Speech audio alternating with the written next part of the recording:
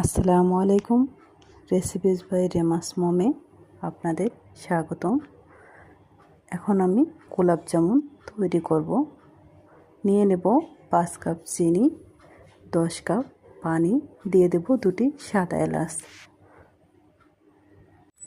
এখন আমি 3টি ডিম ভেঙে নেব।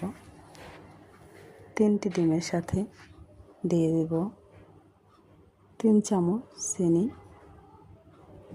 3 চামচ পানি। এগুলো ভালোভাবে মিক্সড করে নেব। মিক্সড করার পর সাইডে রেখে দেব। এখন নিয়ে নেব 3 কাপ গুঁড়ো দুধ। 3 কাপ গুঁড়ো দুধের জন্য লাগবে 1.5 কাপ ময়দা।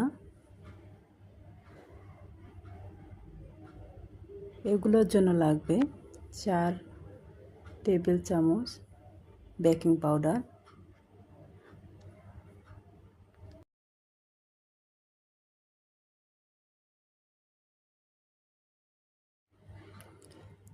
ডিম দিয়ে এখন এগুলো ভালোভাবে মিক্সড করে নেব।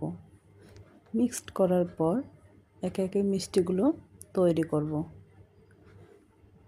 তারপর দিয়ে দিব চুলোয় একটা কড়াইয়ের মধ্যে এগুলো ভেজে নিব। একটু কড়া করে ভেজে নিব। ভাজা হয়ে গেলে চিনির শিরার মধ্যে এগুলো দিয়ে দিব 2 টেবিল স্পুন কেওড়া জল।